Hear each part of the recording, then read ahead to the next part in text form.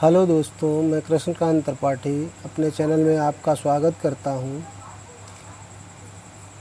आज के वीडियो का टॉपिक है उपसमुच्चय।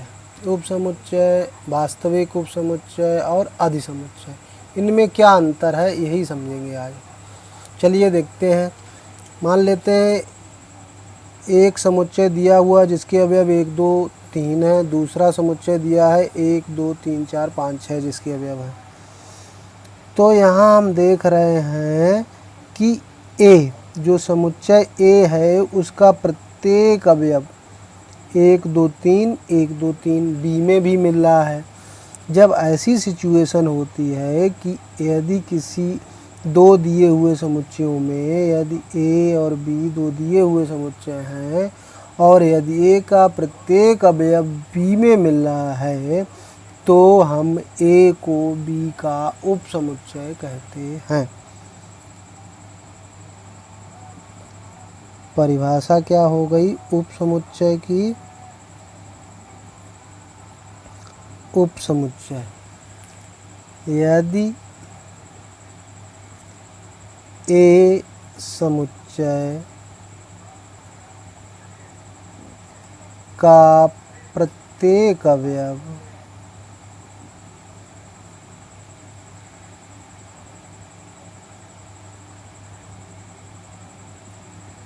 समुच्चय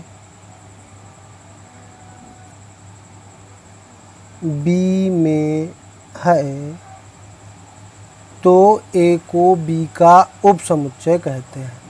इसे किस प्रकार से प्रकट किया जाता है? ए उपसमुच्चय बी, इस प्रकार से प्रकट किया जाता है। एक दूसरा उदाहरण देखते हैं।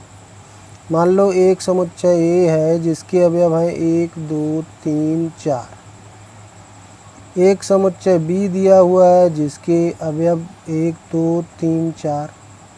तो हम देख रहे हैं कि ए का प्रत्येक अवयव बी में है, बी का प्रत्येक अवयव ए में है, यानी कि ए और बी आपस में बराबर हैं तथा ए का जब प्रत्येक अवयव बी में है और बी का प्रत्येक अवयव ए में है तो इस तरह के समुच्चय को हम क्या कहते हैं? ये भी तो इसे प्रदर्शित करने के लिए एक बराबर का चिन्ह भी लगा देते हैं।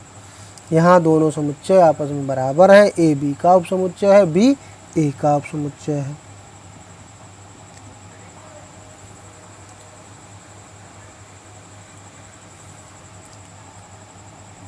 तीसरा एक उदाहरण देख लेते हैं। मान लो 1, 2, 3 है और एक समुच्चय बी दिया हुआ है जिसका अवयव 1, 2, 3, 4 है।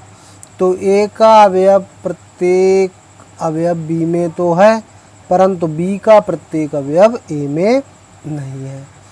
तो ऐसी कंडीशन में हम क्या कहते हैं? ए को बी का उचित उपसमुच्चय कहते हैं। ये क्या होता है? उचित उपसमुच्चय। इसी को वास्तविक उपसमुच्चय भी कहते हैं। जब ए और बी आपस में बराबर नहीं है तब ए को और ए का प्रत्येक अवयव बी में है तब हम ए को बी का उचित उपसमुच्चय या वास्तविक उपसमुच्चय कहते हैं। यदि ए और बी आपस में बराबर नहीं है, ए बी का उपसमुच्चय है तो बी को तब बी को ए का अधिसमुच्चय कहते हैं। बी को ए का अधिसमुच्चय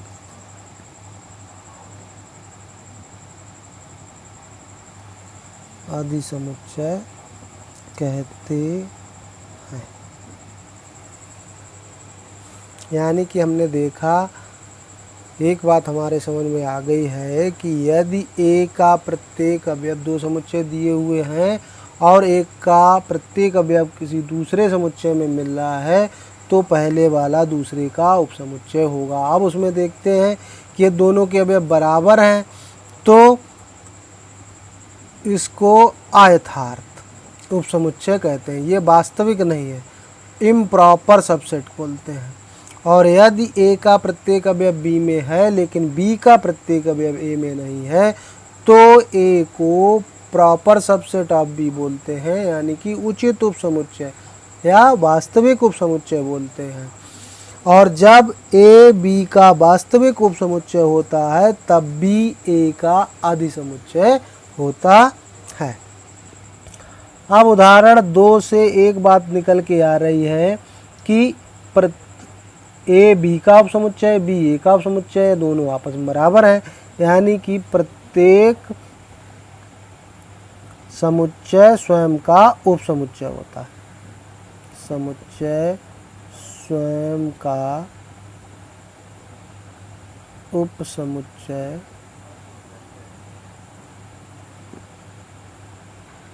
होता है। प्रत्येक समुच्चय स्वयं का उपसमुच्चय होता है। और एक बात निकल के आ रही है कि फाई जिसमें कोई भी अवयव नहीं होता, रिक्त होता है, तो फाई भी प्रत्येक समुच्चय का उपसमुच्चय होता है। ये बात हमने जब रिक्त समुच्चय की परिभाषा पढ़ाई थी तब भी बताया था। फाई भी प्रत्येक समुच्चय का उपसमुच्चय होता है। उपसमुच्चय होता है।